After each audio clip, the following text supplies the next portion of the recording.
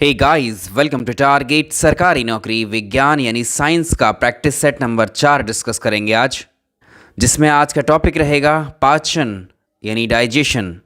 तो विज्ञान के इन प्रैक्टिस सेट्स में हम जीव विज्ञान, रसायन विज्ञान और भौतिक विज्ञान, इन तीनों विज्ञान के ही टॉपिक्स को कवर कर रहे हैं।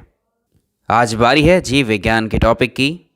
इसके पहले जो शुरुआत के 3 प्रैक्टिस सेट किए हैं विज्ञान में हमने फिज़िक्स पर किए थे, जिसमें ध्वनि और लाइट यानी साउंड और लाइट को कंप्लीट किया है। वो प्रैक्टिस सेट आप देख सकते हैं, चैनल पर प्लेलिस्ट बनी है। और इस बीच आपका 2 दिन का गैप हो गया है। चलिए, आपकी विशेष स्पेशल तैयारी के लिए अब हम जैसे आपसे कहा गया था कि यूपी टेट और primary super TET plus CTET की प्रिपरेशन को स्टार्ट करेंगे 1 से 2 दिन के अंदर, यानी 17 तारीख से आपकी प्रॉपर क्लासेस स्टार्ट हो रही हैं। उससे पहले एक बार आपको जो है सिलेबस डिस्कस कर लिया जाएगा और किस तरह से किन बुक से आपको पढ़ना है और यहाँ से कौन से नोट्स आपको मिलेंगे, ये सब हम जो है डिस्कस करेंगे एक सेपरेट वीडियो में। और उसके तुरंत बाद ही हम अपने क्लासेस को स्टार्ट कर देंगे, जिसके साथ ही आपको रेगुलर रहना है। और ये जूनियर सुपर टेट की क्लासेस आपकी एज इट इज़ कंटिन्यू चलेंगी। चलिए, आज का पहला प्रश्न देखिए, वीडियो को लाइक ज़रूर कीजिए। पहला प्रश्न देखेंगे, उस प्रक्रिया को क्या कहेंगे जिसमें भोजन के बड़े और जटिल कार्बनिक अणु एंजाइम्स की सहायता से छोटे और सरल अणुओं में टूट जाते हैं। आइए समझते हैं ये है क्या चीज़। जो ह्यूमन बॉडी होती है, हमारा शरीर होता है, यानी जीवों का जो शरीर होता है, उसको डेली कार्य करने के लिए एनर्जी की रिक्वायरमेंट होती है, ऊर्जा की आवश्यकता होती है। और इस शरीर की ऊर्जा के लिए हम करते हैं डेली भोजन। और हमारे शरीर को जो ऊर्जा मिलती है, भोजन के अंदर होते हैं कुछ पोषक तत्व शामिल, न्यूट्रिएंट्स बोलते हैं इनको हम, जैसे विटामिन, फैट, कार्बोहाइड्रेट्स। ये सब पोषक तत्व होते हैं जो हम खाना खाते हैं, वो इस खाने में मिक्स होते हैं। एक खाने में ये सारे न्यूट्रिएंट्स मिक्स होते हैं। यानी हमारा जो हमने खाना खाया वो कैसा होता है, एक जटिल संरचना होती है, कॉम्प्लेक्स स्ट्रक्चर होता है, जिसमें सारे न्यूट्रिएंट्स मिक्सअप होते हैं। और हमारे शरीर को जो चाहिए होते हैं, ये न्यूट्रिएंट्स ही चाहिए होते हैं। तो पहले भोजन से इस न्यूट्रिएंट को हमारे शरीर के द्वारा निकालना होगा, और फिर हमारे शरीर में इन न्यूट्रिएंट्स को निकाल लेने के बाद ब्लड में ऐड करके पूरे शरीर में भेज देना होगा। तो जाहिर सी बात है, जो हमारा शरीर है, हमारी बॉडी है, वो बॉडी क्या करेगी, इस कॉम्प्लेक्स फूड को, इस भोजन को तोड़ देगी सिंपल स्ट्रक्चर में, और तोड़ करके इससे क्या निकाल लेगी, विटामिन को एक्सट्रैक्ट कर लेगी, फैट को, कार्बोहाइड्रेट। यानी हमारे भोजन में जो भोजन, किसी भी तरह का भोजन आपने खाया हो, उसमें जो भी न्यूट्रिएंट होगा उसको हमारा शरीर अलग कर लेगा। एक कॉम्प्लेक्स फूड जो हमने खाया, उससे विटामिन्स, फैट, कार्बोहाइड्रेट यानी पोषक तत्वों को अलग करने की जो प्रक्रिया है, ये कहलाती है आपकी डाइजेशन, पाचन। और इस पाचन में हमारे शरीर के जो अंग पार्टिसिपेट करते हैं, भाग लेते हैं, वो एक तंत्र का निर्माण कर लेते हैं, वो एक साथ वर्क करते हैं, तो तंत्र कहलाता है। और इस तंत्र को हम बोलते हैं डाइजेस्टिव सिस्टम यानी पाचन तंत्र। ऑप्शन बी, ये आपको जो डेफिनेशन दी थी, पाचन की डेफिनेशन दी हुई है। यहाँ पर जो ये विटामिन, फैट, कार्ब्स थे, ये मिक्स थे खाने के अंदर जो हमने खाया किसी वक्त में, लेकिन यहाँ पर आपने देखा ये अलग हो जाते हैं आफ्टर डाइजेशन। तो डाइजेशन की प्रोसेस के बाद में ये सिंपल जो न्यूट्रिएंट्स हैं, ये अलग अलग हो जाते हैं और शरीर के भागों में, सभी भागों में पहुँचा दिए जाते हैं। अब जैसे हम बात कर रहे हैं कि इस पाचन को करने में शरीर के अंग जो हैं अपना रोल पार्टिसिपेट करते हैं, कौन कौन से अंग होते हैं अभी डिस्कस कर रहे होंगे अगले प्रश्नों में। तो इसमें से शरीर के कुछ अंग ऐसे भी होते हैं जो क्या सीक्रेट करते हैं, एंजाइम्स को रिलीज़ करते हैं। और ये एंजाइम्स क्या करता है, इस भोजन को पचाने में हेल्प करते हैं। कौन कौन से होते हैं, उन पर भी हमने प्रश्न लिए हैं, आगे डिस्कस करेंगे। हमारे शरीर में भोजन को लेने की प्रक्रिया को क्या कहा जाता है। सिंपली आपको भूख लगी, आप घर में किचन में जाते हैं या कहीं होटल में जाइए, कहीं भी जाइए, और पहला ही बाइट आपने लेना चाहा, और जैसे ही उसको आप अपने मुंह में रखते हैं, मुंह में रखने की इस प्रक्रिया को हम क्या बोलेंगे, यानी खाने को मुंह के अंदर लेने को क्या कहा जाएगा। देखिए, इसको सिंपल हम एक नाम देते हैं, इंजेशन, अंतःग्रहण। Option B, simple. तो डाइजेशन में जब आपने, डाइजेशन से पहले जो है हमें खाना होगा, अपने मुंह के अंदर रखना होगा, और जैसे मुंह के अंदर रखेंगे उस भोजन को आप अपनी दांतों के थ्रू, टीथ्स के थ्रू चबाना शुरू करेंगे। उसको चीरेंगे, आपके दांत उस खाने को फाड़ेंगे, उसको पीसेंगे, यानी उसको छोटे छोटे पार्ट्स में डिवाइड कर देंगे, तभी आप अंदर लेकर के जाएंगे, या सीधे सीधे डायरेक्टली पूरा निगल लेंगे? नहीं, छोटे छोटे पार्ट्स में पहले आपके दांतों के थ्रू उसको तोड़ा जाता है, पीसा जाता है, और आपकी ज़बान जो होती है, टंग जो होती है, टंग पर आपकी होती है सलाइवा, ठीक है? तो टंग के थ्रू जो है सलाइवा को मिक्स किया जाता है, जो सलाइवा जो लार है आपकी सलाइवरी ग्लैंड से निकलती है, और उसको चिकना बना दिया जाता है उस भोजन को, और चिकना जैसे ही होगा वो अंदर आपका जो ग्रास नली है उसके थ्रू नीचे सरकेगा आपके शरीर में। चलिए अगले प्रश्न पे। सवाल नंबर 3, निम्न में से कौन मनुष्य के पाचन तंत्र का भाग है? डाइजेस्टिव सिस्टम में बॉडी के कौन से पार्ट्स पार्टिसिपेट करते हैं या भाग लेते हैं? आपने देखा होगा, देखा नहीं होगा क्योंकि शरीर के अंदर होती हैं सारी क्रियाएं, ये वाली पढ़ा होगा। जो पाचन तंत्र होता है इसको हम 2 पार्ट्स में डिवाइड करते हैं।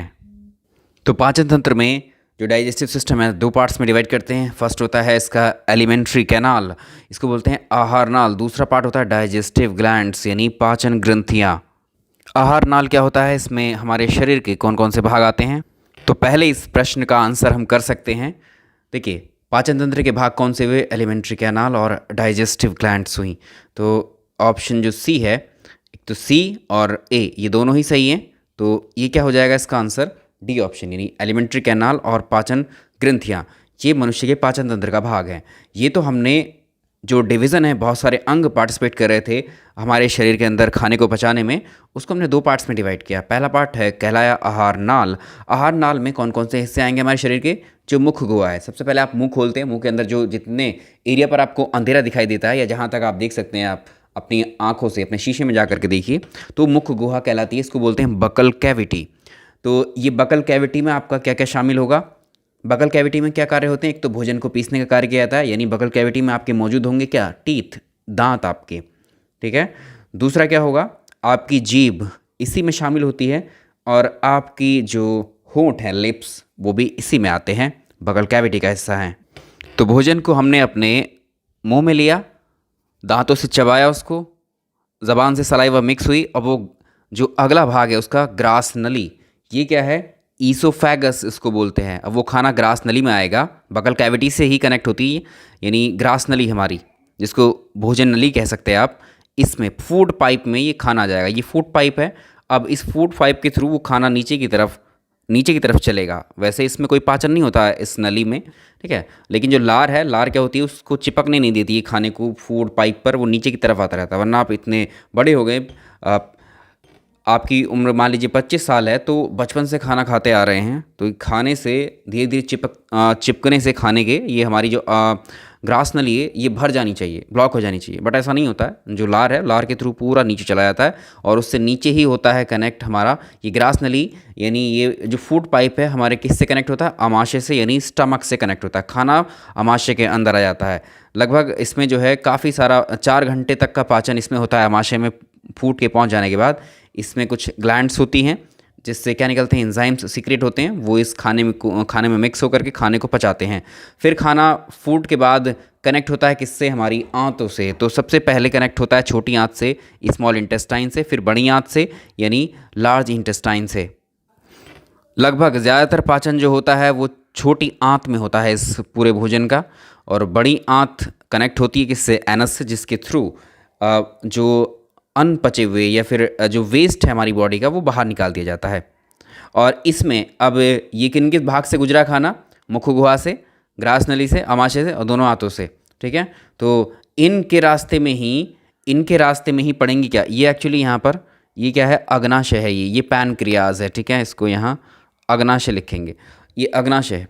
तो यहाँ पर होती हैं सलाइवरी ग्लैंड्स भी होती हैं आपके, ठीक है, मुख गुहा के पास में, और पैनक्रियाज होता है, लीवर होता है, ये भी पार्टिसिपेट करते हैं। ये क्या करते हैं? एंजाइम्स को सीक्रेट करेंगे, इसका रिसाव करेंगे एंजाइम्स का, जो आपके फूड को पचाने में हेल्प करेगा। चलिए अगले प्रश्नों में है ये चीज़ें सारी। चलो ऑप्शन को और स्पष्ट देख लो। यहाँ पर टर्म गैप थे, तो ए और सी यहाँ पर क्या हैं? ए और सी क्या यहाँ पर ऐसा ही ऑप्शन हो जाएगा। इसमें जो हृदय है, पाचन में इसका रोल नहीं होता है, ठीक है। हृदय का रोल पाचन में नहीं होता है, ठीक है। चलिए अगले सवाल पे चलेंगे। मनुष्यों में जो आहार नाल होती है ये कहाँ से शुरू होती है और ये गुदा यानी एनस पर समाप्त हो जाती है? एलिमेंट्री कैनाल की बात कर रहा है। हमने बताया एलिमेंट्री कैनाल कहाँ से शुरू होती है।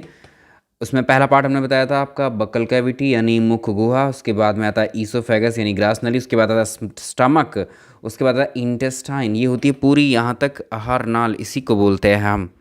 तो यहाँ पर क्या है, आहार नाल कहाँ से शुरुआत जिसकी यहाँ से होती है उसको पूछ रहा है। भाई गर्दन तो नहीं है इसमें शामिल, पेट, पेट शामिल है इसमें, बिल्कुल है शामिल, आहार नाल का ही हिस्सा है। छोटी आंत भी आहार नाल का ही हिस्सा है, ठीक है। लेकिन उसने पूछा शुरू कहाँ से होता है, माउथ से, बकल कैविटी से, मुख गुहा से, ठीक है। पहला इसका आंसर सही हो जाएगा। एक चीज़ और याद रखेंगे, जो आहार नाल है हमने बताया आपको बकल कैविटी यानी मुख से शुरुआत होती है उसकी, मुख गुहा से शुरुआत होती है। कहाँ कहाँ जाती है, ग्रास नली में होकर के जाती है, फिर आपकी अमाशय, फिर छोटी आंत, बड़ी आंत, फिर लास्ट में क्या होता है, अंत कहाँ पर होता है, एनस में यानी गुदा में, ठीक है। ये यहाँ समाप्त होती है, यहाँ से शुरू होती है और इसकी टोटल लेंथ होती है 9 मीटर। कहाँ से कहाँ तक, पूरी मुख गुहा से लेकर या मुख से लेकर के कहाँ तक, एनस तक 9 मीटर इसकी लंबाई होती है। नेक्स्ट प्रश्न देखिए, निम्न में से कौन सी हमारी जो मुख गुहा है यानी जो बकल कैविटी है इसका अंग कौन सा इसमें नहीं है। भाई देखिए हमने बताया जो मुंह जब आप खोलते हैं तो मुंह के अंदर आपको अंधेरा अंधेरा दिखता है, यानी गुफा जैसा, गुफा में अंधेरा होता है। तो अंधेरे में कौन कौन से अंग है इस मुख के अंदर आपके, टंग अभी बताया था आपको, जीभ होती है आपकी, ठीक है, टूथ होते हैं आपके, दांत होते हैं, और रस संवेदी ग्राही जो रिसेप्टर्स होते हैं, आपकी जो ज़बान होती है उस पर होते हैं टेस्ट बर्ड्स। ये रिसेप्टर्स होते हैं जो स्वाद को क्या करते हैं, रिसीव करते हैं खाने से, ठीक है। स्वाद का पता इन्हीं से लगता है, तो ये भी शामिल होते हैं। एपिग्लॉटिस, ये क्या है, ये तीनों हिस्से क्या हैं, ये मुख गुहा के हिस्से हैं, ठीक है, बकल कैविटी के हिस्से हैं। अगर हम एपिग्लॉटिस की बात करें, ये मुख गुहा में उपस्थित नहीं है। आप जरा आईने में जब खड़ा होकर के देखेंगे आपको जो आपकी चिन है, ठोड़ी है, उसके नीचे एक हड्डी सी उभरी हुई, गर्दन पर आपको जो हड्डी उभरी हुई दिखाई देती है, ठीक है, उसको हम बोलते हैं, ये होती है हमारी श्वास नली, ये होती है हमारी श्वास नली, इसको बोलते हैं विंड पाइप। विंड पाइप तो बाहर की तरफ जो नज़र आता है हमें, ये होता है विंड पाइप। ठीक इसके पीछे एक और नली होती है, एक और पाइप होता है, ये होता है आपका ग्रास नली, इसी को हम बोल रहे थे फूड पाइप। भाई दोनों नाम से आप देख सकते हो कि किस कार्य के लिए काम आएंगी। तो जो हम सांस लेते हैं वो सांस कहाँ जाती है, किसके थ्रू जाती है, ये हमारे लंग्स में पहुंच जाती है विंड पाइप्स के थ्रू, ठीक है। श्वास नली ये विंड पाइप से कनेक्ट होते हैं हमारे लंग्स, और इसी के पीछे, इसी के पास, इसी के पीछे होती है दूसरी नली जिसे हम बोलते हैं ग्रास नली, इसमें जाता है फूड। अब आप सोचेंगे जो खाना हम खा रहे हैं वो खाना इसमें क्यों नहीं जाता है, श्वास नली में क्यों नहीं जाता है, और आप सोचेंगे और हम सांस लेते तो सांस इधर को क्यों नहीं जाती है। इन दोनों के ऊपर जो संरचना पाई जाती है एक ढक्कन की, एक पत्ती के जैसी, इसको हम बोलते हैं एपिग्लॉटिस। ये क्या करती है, जब हम सांस ले रहे होते हैं तो या जब हम खाना खा रहे होते हैं तो इस विंड पाइप को ये बंद कर देती है, ठीक है, ताकि भोजन इसमें ना जा सके, किसमें, विंड पाइप में ना जा सके, सीधे किस में जाए, ग्रास नली के अंदर फूड पाइप में ही जाए। यानी भोजन को खाते समय जितना भी भोजन है हमारा, वो भोजन हमारी श्वास नली का या विंड पाइप के अंदर ना जाए, ये फेफड़ों की ओर जाने से रोकती है कौन, ये एपिग्लॉटिस, ठीक है। तो ये इसका हिस्सा नहीं है बकल कैविटी का। नेक्स्ट वन देखिए, जीभ के किस हिस्से से हमें मीठे स्वाद का पता लगता है। अब जानते हैं जो स्वाद का पता लगता है हमारी टंग के थ्रू चलता है। अब टंग भी हमारी ऐसी होती है, टंग पर आपने देखा होगा छोटे छोटे कांटेदार ऐसे डॉट्स आपको नज़र आते होंगे, ठीक है। ये क्या होते हैं आपके, ये टेस्ट बर्ड्स होते हैं, स्वाद कलिकाएँ होती हैं, रिसेप्टर्स होते हैं, स्वाद को रिसीव करते हैं भोजन से। जो ज़बान का अगला हिस्सा होता है, ये वाला हिस्सा, सबसे आगे का हिस्सा, ये भोजन मीठा है ये पता करता है, ठीक है, भोजन के मीठे होने का, यानी स्वीटनेस का इस हिस्से से पता लगता है हमें। सबसे पीछे अगर यहाँ जाओगे तो यहाँ से हमें बिटर टेस्ट यानी कड़वे स्वाद का अनुभव होता है। साइड में आप देखोगे तो यहाँ पर खट्टा यानी सोर टेस्ट का पता चलता है, यहाँ साइड में भी सोर टेस्ट ही होगा। तो यानी सबसे आगे का भाग है, ठीक है, अग्रभाग इसको बोलेंगे, अग्रभाग यानी आगे के भाग से एपेक्स। मनुष्य के दांत कौन से प्रकार के होते हैं। चलिए आपने दांत देखे हैं, आपने सामने के 2 दांत देखे होंगे आपने, ठीक है। फिर साइड के देखे होंगे आपने, एक नुकीला दांत भी देखा होगा अपना साइड में इस तरह का। सामने वाले दांत कुछ इस तरह के देखे होंगे आपने, ठीक है। और इनके साइडों में थोड़ा और चेंजेस हो जाते हैं दांतों में, यानी आपके जो दांत हैं वो अलग अलग दिखते हैं। यानी हमारे दांत सारे के सारे दांत एक जैसे नहीं हैं, डिफरेंट हैं, अलग अलग बनावट, उनकी संरचना अलग है, शेप अलग है एक्चुअली। तो जब किसी जीव के दांत अलग अलग प्रकार के होते हैं तो उनको बोलते हैं हेट्रोडोंट। इसमें एक तो ये हो जाएगा हेट्रोडोंट। हेट्रोडोंट को बोलते हैं हम विषम दंती, यानी सभी दांत अलग अलग हैं, अलग तरह के हैं, विषम दंती। तो हो गया ये होमोडोंट। और जिनके दांत एक जैसे होते हैं, अब होमोडोंट पहले इसको बात कर लेते हैं, विषम दंती कौन कौन से होते हैं। जैसे हम लोग हैं, मानव के जो दांत होते हैं वो क्या होते हैं, विषम दंती होते हैं, हेट्रोडोंट होते हैं। जो कुत्ता होता है उसके भी हेट्रोडोंट ही होते हैं, चूहा जो होता है उसके भी हेट्रोडोंट ही होंगे। अगर आपसे पूछे फिर एक जैसे दांत किसके होते हैं, मछलियाँ देखिए आपने, मछलियाँ आप देखना उसका मुंह खोल करके, मछली का, फिश का, उसके सारे दांत एक जैसे मिलेंगे आपको। मगरमच्छ के दांत आपको एक जैसे मिलेंगे, ठीक है। छिपकली के दांत एक जैसे मिलेंगे। जितने भी रेप्टाइल्स हैं, सरीसृप हैं, रेंगने वाले जीव, उनके दांत एक जैसे मिलेंगे। तो वे जीव जिनके दांत एक जैसे होते हैं वो कहलाते हैं होमोडोंट, समदंती कहलाते हैं। जैसे ह्यूमन, हम जब छोटे बच्चे होते हैं तो हमारे दांत जो हैं टूट करके गिर जाते हैं, तो उनको बोलते हैं मिल्क टीथ, यानी दूध के दांत। के बाद हमारे जो दांत आते हैं वो परमानेंट होते हैं, स्थायी दांत होते हैं। तो इंसान को, हम लोगों को जो आते हैं, मानव को, वो दांत दो बार ही आते हैं, ठीक है। एक तो दूध के दांत होते हैं जो पहले ही गिर जाते हैं, वो 20 होते हैं, 20 होते हैं संख्या में, ठीक। और बाद में जो 32 दांत होते हैं हमारे, वो मिल्क टीथ के बाद में आते हैं। तो डाइफायोडोंट किस लिए बोला जाता है, क्योंकि दो बार दांत आते हैं हमारे, ठीक है। और ठीकोडोंट भी किसको ही बोला जाता है, मनुष्य के दांतों को ही। तो तीनों को ही हम बोलते हैं। आंसर सेट कर लोगे इसका, all of these, thecodont, diphyodont, heterodont, ये सब मनुष्य के दांत के प्रकार हैं, कहा जाता है। अगर किसी के पास दूध के दांत हैं, यानी किसी बच्चे में अगर दूध के दांत हैं, तो इनकी संख्या कितनी हो सकती है, मैक्सिमम अभी बताया आपको, जो दूध के दांत होंगे उनकी संख्या होती है 20। नेक्स्ट सवाल देखिए, जो दूध के दांत होते हैं उनमें अनुपस्थित किसकी होती है, अनुपस्थिति, यानी कौन से दांत जो है इसमें शामिल नहीं होते हैं। जो मानव दांत हैं आप जानते हैं 4 प्रकार के होते हैं मानव दांत। कौन कौन से टाइप्स होते हैं, सामने लिखे हैं आपके, इंसीजर्स को बोलते हैं कृतंक, और अगले होते हैं कैनाइन को बोलते हैं रदनख, और फिर होते हैं प्रीमोलर्स यानी अग्रचवर्णक, और मोलर्स होते हैं यानी चवर्णक। तो जो इनकी संख्या कितनी होती है, देखिए हमारे जो मुंह हैं उसमें कितने होते हैं, 2 जबड़े होते हैं। एक ऊपरी जबड़ा होता है, अपर जॉ इसको बोलते हैं, और एक निचला जबड़ा, ठीक है। अपर जॉ, और ये क्या है, लोअर जॉ, जो बोलते हैं जबड़ा, ठीक है। ऊपरी जबड़ा, निचला जबड़ा। और भाई ह्यूमन है तो कितने होते हैं, वयस्क मनुष्य में दांतों की संख्या 32 होती है। 32 में 16 दांत तो ऊपरी जबड़े में होते हैं और 16 ही दांत निचले जबड़े में होते हैं। और इसको अगर 2 हिस्सों में डिवाइड करें जबड़े को, तो 8 दांत इस साइड में होंगे, 8 ही दांत इस साइड में होंगे, ठीक है। ऐसे ही 8 यहाँ होंगे इस साइड में, यानी बिल्कुल मिडल से आप देखोगे। तो ऐसे इस तरह से आपके दांतों का डिवीज़न होता चला जाता है। एक जबड़ा ले लो कोई सा भी आप, एक जबड़ा ले लो इसमें। अब एक जबड़े में कितने कितने दांत होंगे, 8 दांत होते हैं। अब ये 4 टाइप्स के होते हैं 8 दांत जो हैं, जिसमें जो आपके इंसीजर होंगे वो 2 होते हैं, और कैनाइन आपका 1 होता है, ठीक है। और प्रीमोलर आपके 2 होते हैं। ये संख्या आपसे पूछी जाती है परीक्षाओं में, डायरेक्टली लिखे हुए हैं यहाँ पर, 3 होते हैं, ठीक है। ये दांत कौन कौन से हैं, जो इंसीजर दांत होते हैं आपके, इंसीजर, जो आपके सामने 2 दांत दिखाई देते हैं आपको। सपोज़ करिए ये ऊपरी जबड़े को ले लेते हैं, ठीक है। ये आपको 2 दांत जो एक से दिखाई देते हैं, ठीक है। ये क्या होता है, इंसीजर होता है।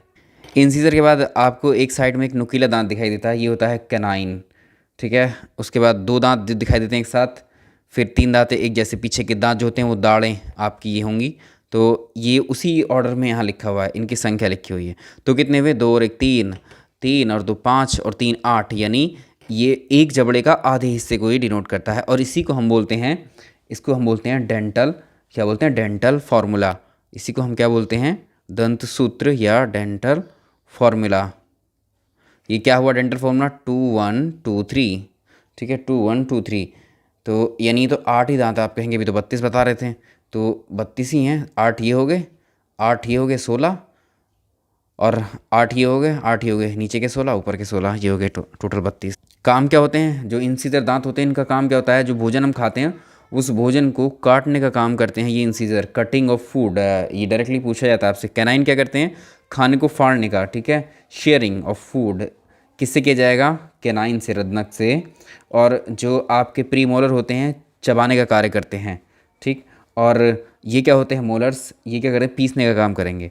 अब यहाँ पूछा है दूध के दांत। अब हम पता है जो बच्चे होते हैं उनमें दूध के दांत होते हैं, तो दूध के दांत होते हैं टोटल मिला करके 20 होते हैं दूध के दांत। दूध के दांतों की संख्या 20 होती है।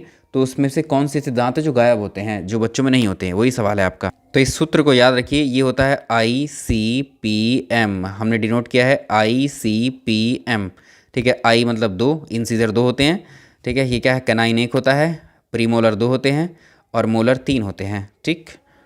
ऐसे ही अब बच्चे की बात कर लेते हैं। बच्चे का डेंटल फार्मूला क्या हो जाएगा, एक चाइल्ड का डेंटल फार्मूला क्या हो जाएगा। अब इसमें देखिए ये होता है 2102 ICPM। तो बच्चे में जहाँ 0 लिख रहा है ये पी फॉर्मूले में, तो इसमें क्या होते हैं, प्रीमोलर्स नहीं होते हैं। बच्चे में क्या नहीं होते हैं, अग्रचवर्णक यानी प्रीमोलर्स एब्सेंट होते हैं। और ये भी याद रखिएगा, यहाँ मोलर 2 होंगे जबकि वयस्क में 3 होते हैं, यहाँ मोलर 2 ही होते हैं। प्री मोलर इसमें गायब होते हैं बच्चे में। तो बच्चों में दूध के दांतों की संख्या एक तो 20 होती है, मिल्क टीथ, और इनको बोलते हैं अस्थायी दांत या डेसिड्यूअस टीथ। मानव शरीर का सबसे कठोर भाग कौन सा रहेगा, which is the hardest part of human body. हमारे शरीर में सबसे कठोर भाग कौन से होते हैं। हमारे शरीर में एक होते हैं दांत, ठीक, बहुत सारी चीज़ें होती हैं, एग्जाम्पल अभी नहीं क्या चलेगा। दूसरी होती हैं हड्डी। तो ये जो टीथ होते हैं, टीथ होते हैं, और ये क्या है, बोन्स होते हैं। तो हमारे शरीर में अगर आप देखोगे कठोर भाग, तो बाकी मांसपेशियां हैं दांत के अलावा, दांत और हड्डी के अलावा हमारे शरीर में क्या है, मांसपेशियां हैं, मसल्स है। तो मसल्स तो कठोर हो नहीं सकती इनके सामने, क्योंकि कंपैरिजन में ये भी रेस में हैं दोनों। अब इनमें भी आप देख लो कि इनमें से कौन सा कठोर हो सकता है, ठीक। तो इसमें याद रखिएगा जो दांत होते हैं हमारे, दांतों में पाया जाता है 98% कैल्शियम। दांतों में होता है दांतों में क्या होता है, 98% कैल्शियम प्लस फॉस्फेट होता है। और अगर आप बोन्स देखेंगे, हम लोग की हड्डियाँ जो होती हैं इनमें 68% कैल्शियम होता है। तो सबसे ज़्यादा कठोरता जो होती है दांत की, वो क्या होते हैं, वो दांत की कठोरता होती है कैल्शियम की वजह से होती है, ठीक है। तो कैल्शियम जिसमें ज़्यादा वो कठोर ज़्यादा, तो दांत में होती है। अब दांत में भी स्पेसिफाई कर दिया है इसमें, देखो यहाँ पर सबसे कठोर भाग हड्डी तो नहीं होगी क्योंकि कंपैरिजन में आउट कर दिया हमने, ठीक। स्टैपीस कान की हड्डी को बोलते हैं, तो हड्डी ये भी आउट हो गई। कभी कंपैरिजन में पूछे कि दांत और हड्डी में कौन ज़्यादा कठोर होता है, तो आंसर होगा दांत। अब दांत के हिस्से पर आ जाओ। जब आपने दांत ऐसे देखा होगा, ठीक है, ये दांत है और ये आपका मसूड़ा, ये दांत मसूड़े में फंसा हुआ है यहाँ तक, ठीक है, ठीक। तो ये जो ऊपरी भाग होता है ये दांत का जो हमें दिखाई देता है, इसको बोलते हैं क्राउन, ठीक। इसको दांत के ऊपरी हिस्से को जो दिखाई देता है उसको बोलते हैं क्राउन। और क्राउन में भी जो इसका सबसे ऊपरी हिस्सा है दांत का, जो चमकता है हमें, ठीक है, जो चमकदार दिखाई देता है, इसको बोलते हैं इनेमल। इसको बोलते हैं हम इनेमल सॉरी। तो ये इनेमल जो होता है ये हमारे शरीर में सबसे कठोर भाग होता है, ठीक, enamel. Hardest part of human body, पूरी बॉडी की बात चल रही है, शरीर का सबसे कठोर भाग रहेगा इनेमल। डेंटाइन क्या मुसीबत है, जो इनेमल के अंदर, अगर आप दांत के अंदर प्रवेश कर जाएंगे तो एक और लेयर मिलेगी, उसको बोलते हैं हम डेंटाइन। डेंटाइन के अंदर की एक लेयर होती है, उसको बोलते हैं हम पल्प। और जो पल्प होती है वो हमारे नर्वस सिस्टम से कनेक्ट होती है, वही हमें संवेदना करवाती है कि हम जो खाते हैं, सेंस जो हमारे मस्तिष्क तक पहुंचता है, ठीक है, उसका जो सीधा सिग्नल है। नेक्स्ट देखेंगे, भोजन को निगलते समय जो श्वास नली है हमारा, है ना, जो हमारा विंड पाइप है, उसमें खाने को जाने से कौन रोकता है, एक ढक्कन नुमा संरचना होती है, एपिग्लॉटिस, अभी डिस्कस किया था हमने। नेक्स्ट देखिए, आहार नाल जो है हमारी, आहार नाल के किस भाग में कोई भी पाचन की क्रिया नहीं होती है। बकल कैविटी में पाचन शुरू हो जाता है। देखिए इस तरह से होगा स्ट्रक्चर, एक रफ डायग्राम के थ्रू यहाँ समझेंगे, ठीक है। ये हमारी बकल कैविटी है, सामने से यहाँ भोजन रखा, ये आपकी क्या है, ग्रास नली है। भोजन यहाँ चबाया आपने, अब ये यहाँ पर आ गया सलाइवा में, लार में मिक्स होकर के, तो इस ग्रास नली फूड पाइप में आ गया। ठीक है, विंड पाइप का जिक्र नहीं कर रहे हैं हम, क्योंकि वो फेफड़ों से कनेक्ट है, यहाँ पर पाचन का कार्य तो इस नली के थ्रू ही होगा। तो खाना अब क्या होगा, इस नली के थ्रू नीचे आना शुरू करेगा, और नीचे ये ग्रास नली कनेक्ट है किससे, हमारे आमाशय से, यानी स्टमक से कनेक्ट है। खाना कहाँ पहुँच जाएगा, स्टमक। स्टमक कनेक्ट है हमारा छोटी आंत, छोटी आंत के बाद खाना जाएगा बड़ी आंत में, ऐसे कनेक्टेड है। तो याद रखिएगा, जो ईसोफेगस है, जो ग्रास नली है हमारी, इसमें खाना नीचे की तरफ उतरता है। ठीक है, सिंपली वो नीचे की तरफ आता है, आमाशय में पहुंच जाता है इसके थ्रू। यहाँ पर कोई भी पाचन की क्रिया नहीं होती है। ईसोफेगस का काम आपसे पूछे तो बता सकते हो, फूड पाइप का, ग्रास नली का क्या करता है भाई। जो ईसोफेगस की लंबाई भी कभी कभी पूछ लेता है आपसे, तो याद रखिएगा, जो ग्रास नली है उसकी लेंथ कितनी होती है, 25 सेंटीमीटर। क्या करती है, ग्रास नली भोजन को मुख्य गुहा से अमाशय तक पहुंचाने का कार्य करती है, ये इसका फंक्शन है। और जो खाना हमने खाया आपके माउथ में है, चबा रहे हैं उसको, पीस रहे हैं, दांतों से काट रहे हैं, फाड़ रहे हैं उस खाने को, और उस खाने को साथ में अपनी टंग से मिक्स कर रहे हैं सलाइवा यानी लार। तो लार मिक्स होने के बाद में वो खाना पिस चुका है, टूट चुका है, और उस खाने को, जो पिसा हुआ खाना है, जो लार के साथ पिसा हुआ भोजन है, उसको एक नाम देते हैं हम, ये कहलाता है बोलस, पहला स्टेप। ठीक है, तो बोलस का ग्रास नली में पहुंचते ही इसकी दीवारों में शिथिलन या फैलाव शुरू हो जाना, यह हो जाता है, इसको क्या बोलते हैं। तो पहले आपने समझा बोलस क्या है, खाने को ही हम बोल रहे हैं क्या है, बोलस है। ठीक है, खाने को ही हम बोल रहे हैं क्या, बोलस, यानी लार के साथ मिक्स हुआ भोजन ही क्या कहलाएगा, लार के साथ मिक्स हुआ पिसा हुआ भोजन ही क्या कहलाएगा, बोलस। अब ये बोलस जब इस ग्रास नली में आएगा तो नीचे की तरफ उतरेगा, आपको पता है, जो खाना आप खाते सीधे नीचे ही जाता है, ग्रास नली के थ्रू जाता है। ठीक है, ये रही आपकी ग्रास नली, ये इसका स्ट्रक्चर हमने बना लिया। ठीक, मान लीजिए फूड आपका यहाँ आ गया सीधे, अभी ये बगल कैविटी से नीचे उतरा है। ठीक, ये भाई ग्रास नली है। अब जब खाना नीचे उतरेगा तो ये क्या करेगा, ये जो इधर आपको जॉइंट से दिख रहे हैं एक तरीके से अंदर की तरफ, तो यहाँ आएगा तो ये फैल जाएगा बाहर की तरफ यहाँ से। ठीक है, जब बाहर की तरफ फैलेगा तो नीचे आ जाएगा खाना, फिर से ऐसा स्ट्रक्चर मिलेगा, तो ये इसको हटा करके फिर नीचे की तरफ आएगा और ये बाहर की तरफ फैल जाएगा, और ये वाला हिस्सा जो यहाँ से खाना हट चुका है ये अंदर की तरफ आ जाएगा। ठीक है, तो ये खाना इस तरह से पूरे स्टेप्स के थ्रू होते होते क्या पहुँचेगा, आमाशय में, हमारे पेट में पहुँचेगा। तो खाना एक तरीके से क्या कर रहा है, गति कर रहा है। ठीक है, खाने में से ये क्या हो रहा है, मोशन हो रहा है। इस मोशन को हम नाम देते हैं क्रमांकुचन गति, यानी इसको क्या बोलते हैं, क्रमांकुचन गति, इसको बोलते हैं हम ऑप्शन सी, इसको बोलते हैं हम पेरिस्टालसिस या क्रमांकुचन गति। किसकी होती है, भोजन की होती है। ग्रास नली में जो भोजन जिस स्पीड से, जिस मोशन के थ्रू आता है, उसका ही नाम है ये, सिंपल। इसको देखिए, आमाशय, आमाशय उदर गुहा में बाईं ओर स्थित होता है। ये अंग्रेजी के किस अक्षर के जैसा, यानी आपको जो स्टमक है, स्टमक का शेप पूछ रहा है किस टाइप का होता है। भाई इसके शेप को आप जानते हैं, अभी अभी हमने देखा है किस तरह का है, ये इस तरह से, ये शेप ऐसे, कुछ ऐसी शेप आपको देखने को मिलती है स्टमक की। तो ये शेप अगर आप देखोगे तो जे के जैसी शेप है ये। तो ये प्रश्न ऐसे ही पूछा जाता है, जे शेप में होता है स्टमक हमारा। चलो अगला देखो, निम्न में से कौन सा एक आमाशय का भाग छोटी आंत के सबसे ज़्यादा करीब है। ये हमारा स्टमक है, ये हमारी स्मॉल इंटेस्टाइन, छोटी आंत है ये क्या है, स्टमक है। ठीक, स्टमक कनेक्ट है हमारा किससे, छोटी आंतें। तो भाई स्टमक का, इस आमाशय का कुछ निचला हिस्सा है ये, और ये क्या है, छोटी आंत का ऊपरी हिस्सा है। एक्चुअली जो स्टमक है इसके 3 हिस्से होते हैं, 3 हिस्सों में डिवाइड करते हैं हम। जो इसका सबसे ऊपरी हिस्सा है स्टमक का, इसको हम बोलते हैं कार्डियक। ठीक है, इसको हम बोलते हैं कार्डिया, बोलते हैं सिंपल, या कार्डियक। इसके बाद इसका जो मिडल हिस्सा है, जो बीच का भाग है इसका स्टमक का, इसको बोलते हैं क्या, इसको बोलते हैं फंडस।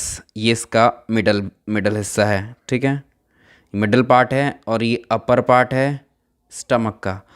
पाइलोरिक सबसे नीचे वाला देखो, जो पाइलोरिक है ये इसका लोअर पार्ट होता है हमारे स्टमक का। तो इसमें 3 हिस्से आपको नज़र आए भाई। तो अब ये समझ में आ गया, तो कौन सा एक भाग है जो आमाशय का एक भाग छोटी आंत के नज़दीक है। तो अमाशय के भाग की बात कर रहा है, ये तीनों अमाशय के ही भाग हैं, तो सबसे निचला वाला भाग ही कनेक्ट होगा अमाशय का। इस निचले वाले भाग को हम बोल रहे हैं क्या, पाइलोरिक। ऑप्शन सी इसका सही आंसर होगा। अगर आपसे पूछे इसी सवाल में ऐसे पूछ ले कि इस छोटी आंत का कौन सा हिस्सा होता है जो अमाशय यानी स्टमक से कनेक्ट होता है या नियरेस्ट होता है, तो इसको हम बोलते हैं, जो छोटी आंत का सबसे ऊपरी हिस्सा होता है जो पाइलोरिक यानी पेट के अमाशय के सबसे निचले हिस्से से कनेक्ट होता है, इसको हम बोलते हैं ड्यूडेनम। ग्रहणी इसको बोलते हैं। इसके बीच के हिस्से को बोलते हैं हम छोटी आंत के जूजेनम, मध्यांतर उसको बोलते हैं। और सबसे निचला हिस्सा जो होता है छोटी आंत का होता है इलियम। तो याद रखिएगा छोटी आंत के 3 हिस्से हुए, ड्यूडेनम, जूजेनम, इलियम। ठीक है, ड्यूडेनम, जूजेनम और इलियम, ये 3 हिस्से छोटी आंत के स्मॉल इंटेस्टाइन के, और 3 हिस्से कार्डियक, पाइलोरिक, फंडस, ये तीनों हिस्से स्टमक के हैं। ठीक, और आपसे बड़ी आंत के पूछे तो बड़ी आंत के हिस्से कौन कौन से होते हैं, colon, rectum, caecum. Colon, rectum, caecum. ठीक, ये कम से कम पार्ट्स तो आपको पता होनी चाहिए। नेक्स्ट देखिए, मानव पाचन तंत्र से जुड़ी हुई ग्रंथियां कौन कौन सी है। मानव पाचन तंत्र से जुड़ी हुई ग्रंथियों का नाम बताइए। तो 3 ग्रंथियां हमने डिस्कस की थी। ठीक है, कौन कौन सी हैं, लार ग्रंथि हैं, सलाइवरी ग्लैंड्स, और इसमें यकृत है यानी जिगर जिसे लीवर हम बोलते हैं, और अग्नाशय यानी पैनक्रियास। 3 हैं ये। अब देखो इसमें हम जो है यहाँ पर क्वेश्चन कम लेंगे किसके, जो ग्लैंड्स हैं। ग्लैंड्स इंपॉर्टेंट टॉपिक है, बड़ा टॉपिक है। बहुत सारी ग्लैंड्स हमारे शरीर में, कौन सी से क्या निकलता है, कौन सा एंजाइम निकलता है, ठीक, कौन सी हार्मोन रिलीज़ करती हैं, ये हम एक अलग चैप्टर में लेंगे। ठीक है, तो इसका आंसर डी होगा। वैसे काफ़ी लंबा हो गया ये सेट, इसको हम 2 पार्ट्स में डिवाइड करते हैं। ठीक है, यहाँ तक प्रैक्टिस करिए इन प्रश्नों की। अभी आप देख रहे हो बिल्कुल सीक्वेंस में आए, माउथ से लेकर के हम नीचे तक गए हैं, ग्रास नली, स्टमक तक हम लोग पहुँच गए हैं। ठीक है, इंट्रोडक्शन कर लिया हमने किसके, स्मॉल इंटेस्टाइन का और लार्ज इंटेस्टाइन का। बहुत सिंपल है, अभी तो जो चीज़ आपने समझ ली है, इसके अगले हिस्से में हम जो है जो इसके बचे हुए छोटी आंत, बड़ी आंत, ठीक है, लीवर और पैनक्रियास के फंक्शन और इनसे क्या क्या सीक्रेट होता है वो, यानी ग्लैंड्स के बारे में जो क्वेश्चंस हैं वो डिस्कस कर लेंगे। ठीक है, चलिए इसमें इतना ही। इसको पसंद आया तो लाइक एंड शेयर ज़रूर कीजिएगा। Thank you so much.